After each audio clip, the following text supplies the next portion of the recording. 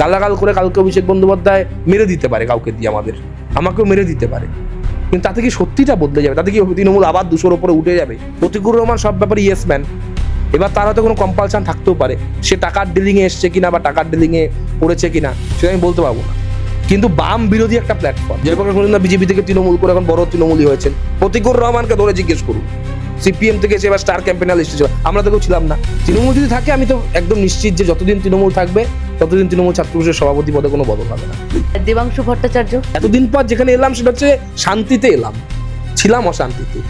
সুপ্রিয়কে পছন্দ না ছেড়ে কি কারণে বৈশাখা টিকিট পেল না, কি কারণে জয়া দত্তর পলিটিক্যাল কোনো পুনর্বাসন হলো না বলে। জয়প্রকাশ মজুমদার বিজেপি থেকে তৃণমূল করে এখন বড় তৃণমূলই হয়েছেন। প্রতিকুর রহমানকে ধরে জিজ্ঞেস করুন, সিপিএম থেকে সে এবার স্টার ক্যাম্পেনার লিস্টে ছিল, আমরা তো কেউ ছিলাম না। আপনি এত বঞ্চিত কেন হলেন? কোনো ক্যাম্পেনার টাকা দিতে পারিনি, হয়তো না পারিনি, আমার তো কোনো জিপে নেই যেটা কারোর সাথে একটা টাকার ট্রানজ্যাকশন হয়েছে। যারা পেয়েছে তাদের জিপেটা চেক করলে বোঝা যাবে, করছে সেটা ইডি। প্রতিকুর রহমান পেয়েছে বলছেন। প্রতিকুর রহমানকে নিয়ে এসে কিছু তৃণমূলের প্রতিভাবান সম্ভাবনাময় ছাত্রনেতা যুবনেতাদের যদি চাপিয়ে দেওয়া যায়, প্রতিকুর রহমান সব ব্যাপারে ইয়েস ম্যান। এবার তার হয়তো কোনো কম্পালশন থাকতেও পারে, সে টাকার ডিলিংয়ে এসছে কিনা বা টাকার ডিলিংয়ে পড়েছে কিনা সেটা আমি বলতে পারবো না। কিন্তু বাম বিরোধী একটা প্ল্যাটফর্ম, সেখানে রাজ্যে ক্ষমতায় এসেই মন্ত্রী হবে হচ্ছে মনীশ গুপ্ত, মন্ত্রী হবে রেজ্জাক মোল্লা। বাম বিরোধী একটা প্ল্যাটফর্ম, সেখানে ক্ষমতায় এসেই জাহাঙ্গীর খানরা নেতা হবেন, তমনাজ ঘোষরা পেছনে চলে যাবেন। বাম বিরোধী একটা প্ল্যাটফর্ম, সেখানে মলয় মজুমদার এমএলএ টিকিট পাবেন, কিন্তু বৈষ্ণব মজুমদার কোনোদিন এমএলএ টিকিট পাবেন না, ক্ষমতায় 15 বছর। বাম বিরোধী একটা প্ল্যাটফর্ম, সেখানে জয়া দত্ত অশোক রুদ্রদের মূল্যায়ন হবে না, কিন্তু কোনো একজন বা কোনো দুজন তারা ছাত্র সভাপতি হিসেবে 15 বছর, 18 বছর, 20 বছর থেকে যাবেন। ছাত্র সভাপতি হিসেবে দেখা যাচ্ছে টিকিটও পেলেন। হ্যাঁ, টিকিট পেয়েছেন। আগামী দিনে আমি চাইবো যে টিকিট পান বা না পান, তিনি যেন অন্তত 100 বছর ছাত্র সভাপতি থাকেন, এবং সেটা তৃণমূল ছাত্র পরিষদেরই। এটা তো আমার একটা রাজনৈতিক শুভেচ্ছা থাকবেই। মনে হচ্ছে তৃণমূল যদি থাকে আমি তো একদম নিশ্চিত যে যতদিন তৃণমূল থাকবে ততদিন তৃণমূল ছাত্র পরিষদের সভাপতি পদে কোনো বদল হবে না। আমি চাইবো সেটা। এরকম কেন মনে হচ্ছে? কারণ এটা খুব দরকারি আমার মনে, অত্যন্ত সুসংগঠক তিনি, এবং বিভিন্ন কলেজে যেভাবে কসবা ল কলেজের মতো কেসকেও তিনি ট্যাকেল করতে পেরেছেন, আরজিকরের পরেও যেভাবে কারো নাম আসেনি, অভিজ্ঞকে যেভাবে তিনি সুরক্ষা দিয়েছেন, একাধিক প্রতিভাবান ছাত্র সাসপেন্ড করা হলো না, তৃণমূল ছাত্র পরিষদ থেকে সাসপেন্ড করেছে কি? আমার মনে হয় না। হ্যাঁ, আইন ফাইন করতে পারে, কিন্তু আইন ফাইনে তৃণমূল ছাত্র পরিষদ অনেক ওপরে, আইন সংবিধান এসবের ওপরে হচ্ছে তৃণমূল ছাত্র পরিষদের লোগো। হ্যাঁ, ফলে তারা যেরকমভাবে এখন পারফরমেন্স করেছে, সেই পারফরমেন্সটা কীভাবে কীরকমভাবে সেটা আগামী দিনে বলবে, মানে সামনে আসবে হয়তো। কিন্তু সেটার মধ্যে আমি খুব বলছি ডিজার্টেড, এসবের নোংরা কর্দমাক্ত পৃথিবীর মধ্যে আমি ঢুকতে চাই না। আমি রঙিন পৃথিবীতেও যেতে চাই না অনেকের মতো, কিন্তু কাদাবালির ছাপ আমার জামায় যেন ধুলোবালি আজীবন থাকে। কি এমন মানে তৃণাঙ্কুর ভট্টাচার্যের মধ্যে রয়েছে যেটা সুপ্রিয় চন্দ্রব্রতর মধ্যে নেই? যে ছাত্র পরিষদ থেকে শুরু করে আপনি তো অনেক দায়িত্ব সামলেছেন, আপনি দীর্ঘদিন ধরে তৃণমূল মুখপাত্র ছিলেন, ছাত্র রাজনীতি করে এসেছেন, সেখানে উনি টিকিট পেলেন, আপনার টিকিট তো দূরের কথা, আপনাকে সেভাবে কোনো মানে দেখাই যাচ্ছে না কেন? মানে দেখা গেল না কেন এই কয়েক বছরে? চকচকে জামা, হয়তো উনি চকচকে জামা পরেন তাই দেখা যায়, নেতারাও তাড়াতাড়ি দেখতে পারে। আমার জামা সাদা শার্ট, কোনো বদল নাই। আমি মুখপাত্র থাকলেও সাদা শার্ট, আপনি যতবার এসছেন সাদা শার্ট, অথবা সেই শার্টের কোনো একটা এরকম জামা, কদ্দরের জামা আর একটা প্যান্ট, ব্যাস এই নিয়ে আছি। তার হয়তো দিন দিন চকচকে জামা, চকচকে ব্রেসলেট, সে তো আপনার কী বলে, হাতে আংটি, আগে 2টো ছিল এখন 8টা, গাড়ি আগে ধরুন 4 চাকায় ছোটো গাড়ি, এখন স্পেসিয়াস বড় গাড়ি। তার আগে আশেপাশে আগে ছিল ধরুন আমি ছিলাম, হ্যাঁ, আরও আমি নাম করে কারো বিড়ম্বনা বাড়াতে চাইবো না, অনেকে ছিল। তারপর যারা এসছে তারা সব অভিজ্ঞ, তারা সব ম্যাঙ্গো, জ্যাকফ্রুট, ফলে ফলের বাজারে হয়তো তৃণাঙ্কুর ভট্টাচার্য, বা আমি এত ফর্মালি বলতে পারছি না, মানে তৃণাঙ্কুরদা কিন্তু বেসিক্যালি একটা পলিটিক্যাল ছেলে, এটা নিয়ে কিন্তু কোনো সন্দেহ নেই। ও কিন্তু রাজনৈতিকভাবে যথেষ্ট ম্যাচিওর এবং সম্ভাবনাময়, কিন্তু ওই যে বলে যে হচ্ছে ভুল সঙ্গ এবং সুপার অ্যারোগেন্সে রিফ্লেক্টেড গ্লোরিতে তৃণাঙ্কুরদা এটা নিজে শিক্ষিত ছিল, আমি বুঝবে, ওর আশেপাশে কিন্তু কাউকে জিজ্ঞেস করলে এটা বুঝবে না। তাই আমি বলবো যে এটা যদি তৃণাঙ্কুরদা শোনে, একা যেন শোনে, কাউকে নিয়ে শুনতে না, কারণ ওরা যেগুলো বলবে ওরা বুঝতে পারবে না।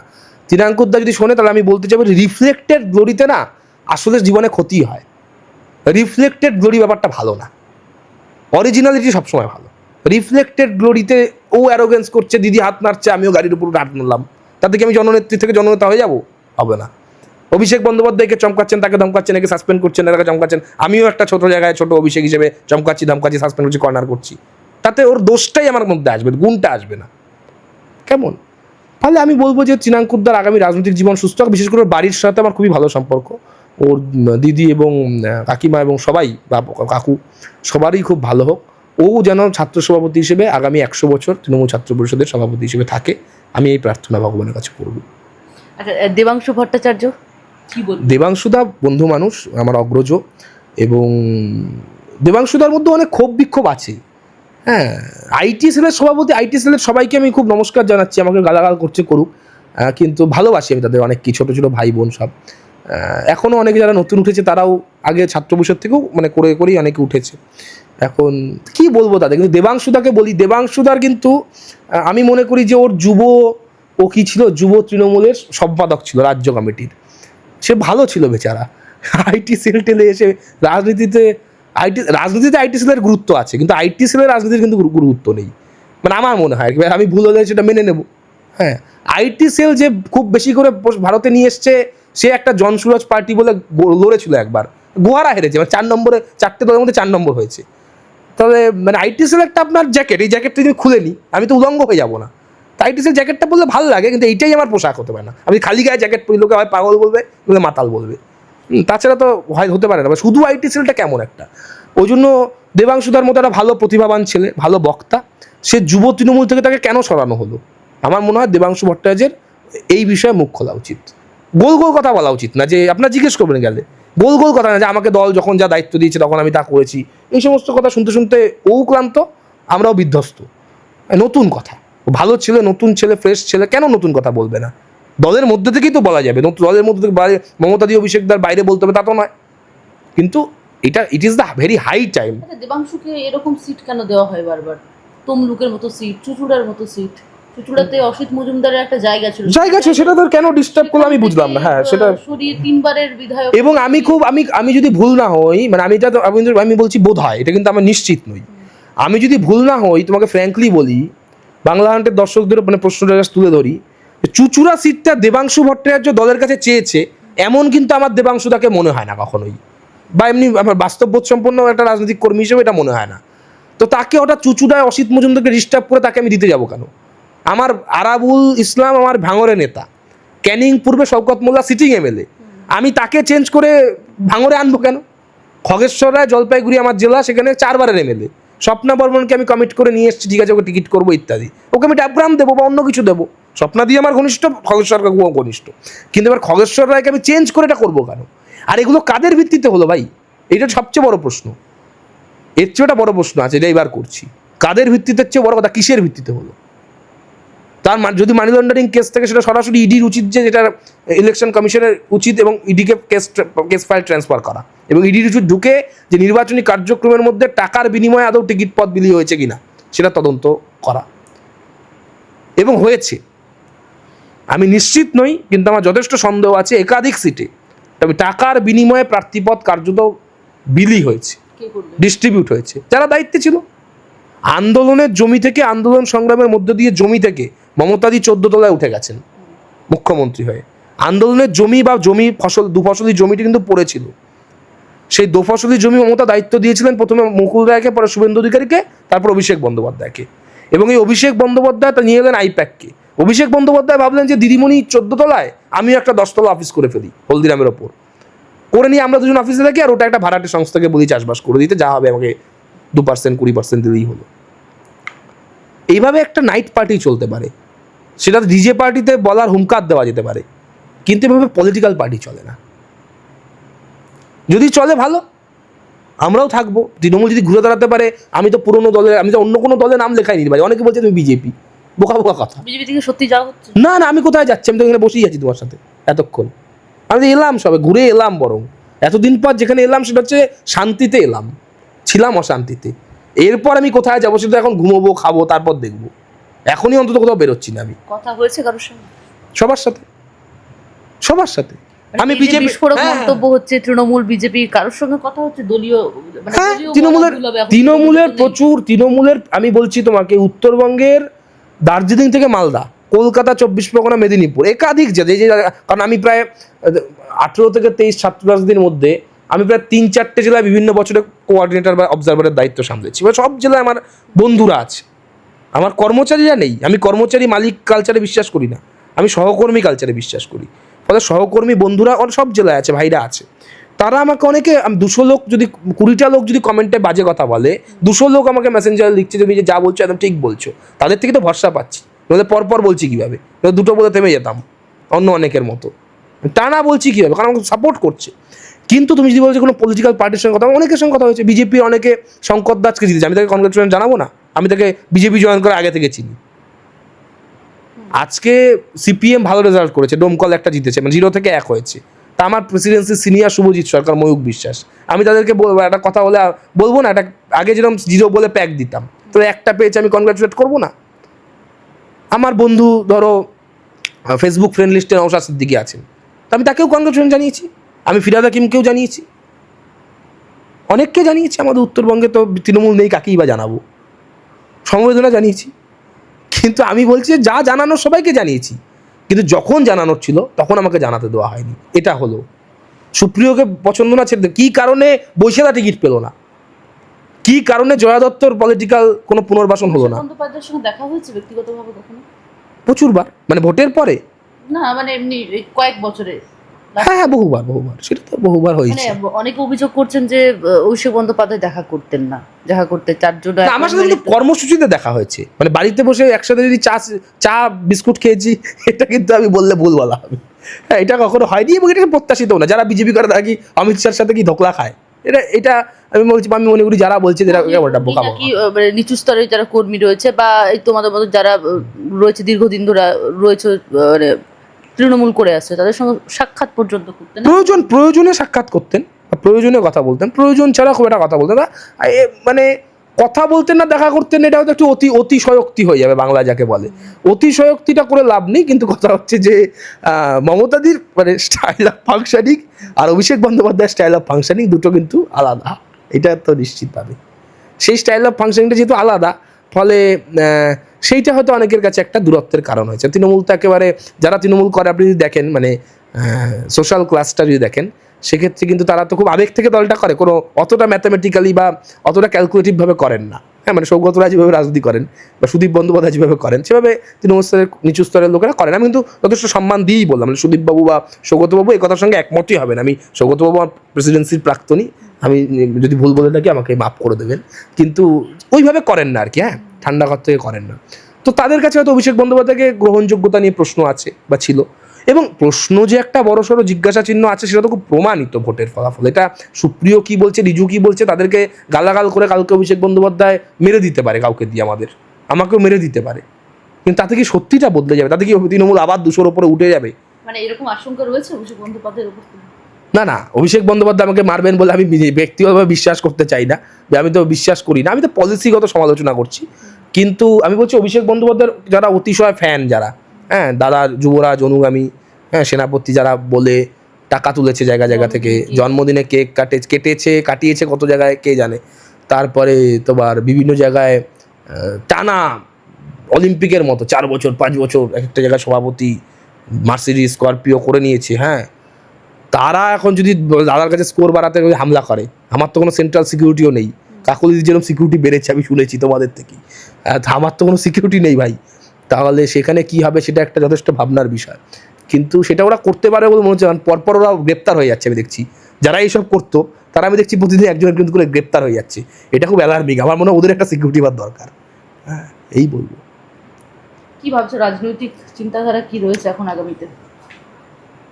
সেলফ ইন্ট্রোস্পেকশন ইজ দ্য, আমি মনে করি যে এই মুহূর্তে সবচেয়ে ভেরি ডিমান্ড, হ্যাঁ, অফ দ্য টাইম।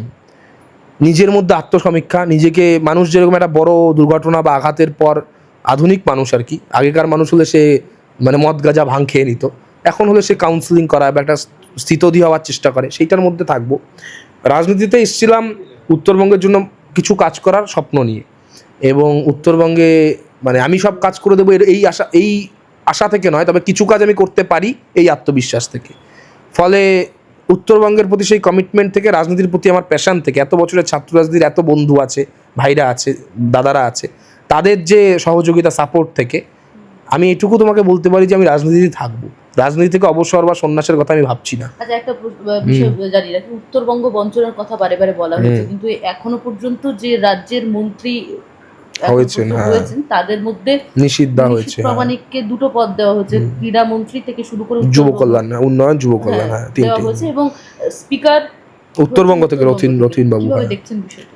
স্পিকারটা তো খুবই ঐতিহাসিক। স্পিকার তো স্বাধীনতার পরে, আমি ইতিহাসের ছাত্র আপনাকে বলি, স্বাধীনতার পরে পশ্চিমবঙ্গ বিধানসভায় প্রথম স্পিকার উত্তরবঙ্গ থেকে হয়েছে। আমি ফেসবুকে আমার যে ব্যক্তিগত হ্যান্ডেল, সোশ্যাল মিডিয়া হ্যান্ডেল, একদম সরাসরি দিকে কথা বলেছি, তাতেও অনেকে গালাগাল করেছে। যার দেখুন, যে গালাগাল করা সে এমনি আপনার মানে নিজের নাম লিখলেও গালাগাল করবে, হ্যাঁ, তো ঠিক আছে।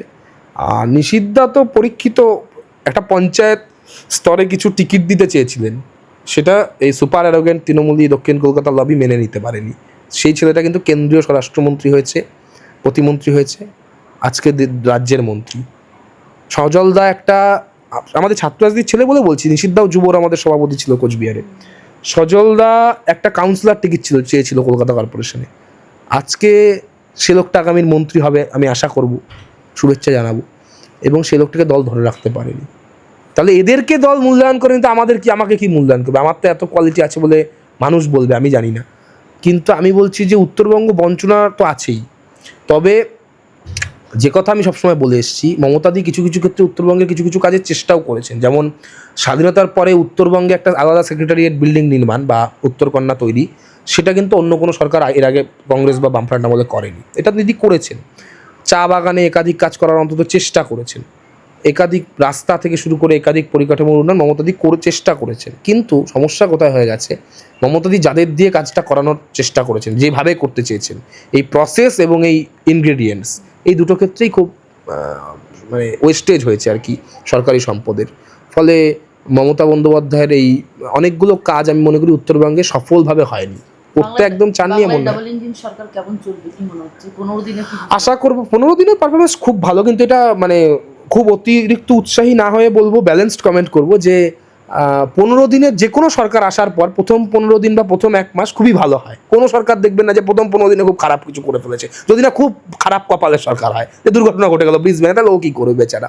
কিন্তু দেখতে হবে, একটু সময় দিতে হবে। আমার it is too early to say anything আর comment anything on the newly elected government.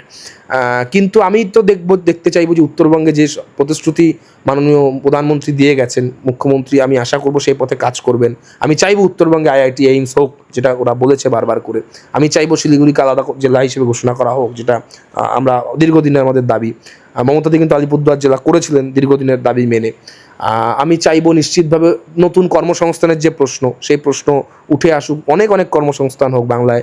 আমি চাইবো যে বিজেপির নামে যে কমপ্লেন, মাছ ভাত নিয়ে একটা নোংরা পলিটিক্স চলেছে এই কিছু আইপ্যাকের, হ্যাঁ, আমি বলবো যে মানে অকাল পরিপক্ক নেতাদের জন্য বা লোকদের জন্য, সেটা কিন্তু বিজেপি উত্তর দিয়েছে। মা ক্যান্টিনে মাছ ভাত বিজেপি চালু করেছে।